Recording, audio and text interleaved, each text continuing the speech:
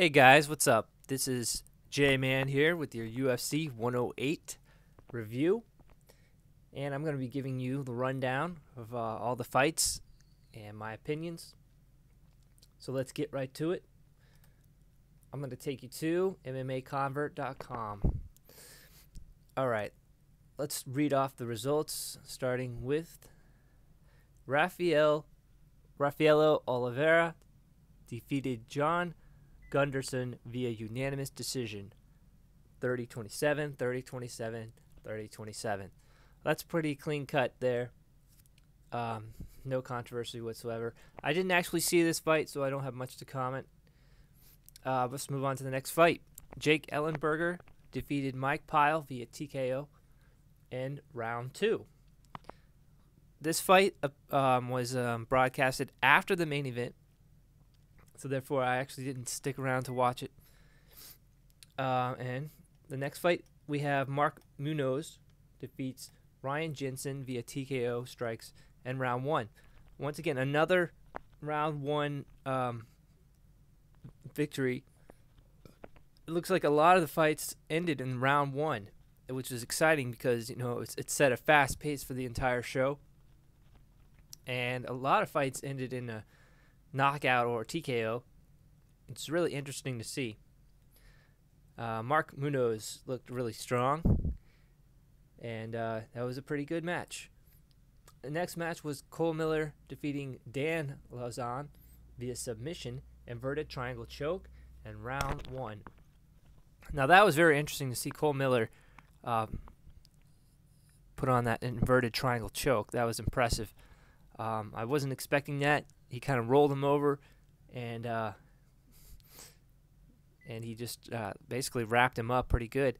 And Dan Lazan didn't have any choice but to submit. It was a good fight. I haven't seen either one of these guys fight before, so that was a first for me. And it was good to see a submission. You don't often get to see inverted triangle choke, so that was nice. Next fight, we had Martin Hitman Kampmann coming off of his loss to Paul Daley. But he was defeated by Jacob Volkman coming off of his loss to Paulo Thiago. So Volkman gets the win via guillotine choke in round 1. Once again, another round 1 victory. And Volkman, that was impressive seeing him. Actually, he lost. Martin Kampmann put on the submission and beat Volkman. So Kampmann is back in the picture at 170 pounds. Very nice guillotine choke. Jacob Volkman needs to work on his submission defense and also his stand-up. But Martin Kampmann is still a tough guy. All right. Next we have Junior Dos Santos defeating Gilbert Yvel via TKO strikes in round 1. Actually, this was the very first match, and this was probably the co-main event. I think it was. Junior Dos Santos has a lot of momentum coming off of that knockout victory over Mirko Cro Cop. Also, Dos Santos has defeated Fabricio Werdum. As you know, Werdum is probably going to be the next contender to take on Fedor Emelianenko. Werdum right now is on a winning streak, but Dos Santos is looking very, very impressive. His last 2 victories, this one and the previous one, were knockouts, and very impressive knockouts. He's got some devastating power in his hands. He really destroyed Yvel with that. I think it was a left counter cross. He ducked under and came up, caught Yvel right in the middle, right on the nose, or actually he was on the jaw. Sent Yvel down, and Dos Santos went right after him, started hammering, fisting him, and pounding him out. And that was it. It was over. It was a very impressive performance by Dos Santos, and I look forward to seeing Dos Santos take on the top contenders at that weight class. Okay, the next fight with Jim Miller defeating Duane Ludwig via submission armbar in round 1. I don't remember a whole lot about that fight. I actually thought Duane Ludwig might pull off a victory, but Jim Miller got the armbar. He rolled him up and kind of, you didn't actually see Ludwig tap out because Ludwig was completely underneath Jim Miller, It was just kind of like a quick Ludwig got caught pretty quickly by Miller, and that ended that match in round 1. Next one was Sam Stout defeating Joe Lauzon via unanimous decision, 30-26, 30-27, 30-27. Okay, Sam Stout really pushed the pace in this fight. Sam Stout was the aggressor the whole time. His cardio was superior.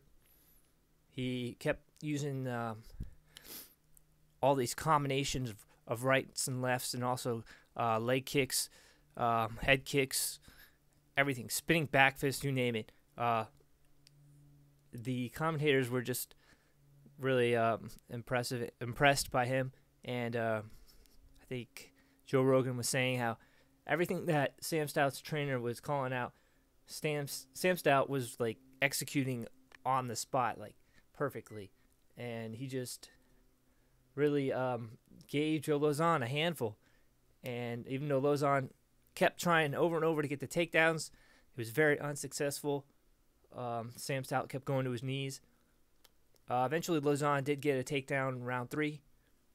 He kind of got on top of him. I think tried to pound him out, but he was not able to do so. Sam Stout just struggled and scrambled, got out of it real quickly. Went on to get the victory unanimously. And that was a very impressive performance by Sam Stout. At the next fight, Paul Daley, coming off of his victory over Martin Kampmann, defeated Dustin Hazlett via knockout in round 1. Now, I pretty much expected that Paul Daley would win. He looked a lot stronger going in. You could obviously tell his stand-up game was better. Dustin Hazlett, the submission expert, I think he's black belt in jiu-jitsu. His strategy should have been avoid stand-up as much as possible. Try to get a leg sweep or somehow get on top of Paul Daley and catch him off guard, catch him in a submission. But Paul Daley, as soon as he figured out the space and the reach, Paul Daley was able to land a shot on Dustin Hazlett that just cleaned him. I mean, Dustin Hazlett went down so hard and so fast, and Paul Daley really didn't have to do much, but he just pounded him out. And easy victory for Daley. Daley goes on.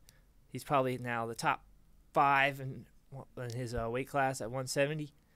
I'd like to see him fight Dan Hardy. And I look forward to seeing more from Paul Daley. Okay, now that brings us to the main event. Rashad Evans defeated Thiago Silva via unanimous decision. And it was 29-28, 29-28, 29-28. So, Rashad Evans looked fantastic, really. I have so much to say about this. Really, I was impressed by Rashad.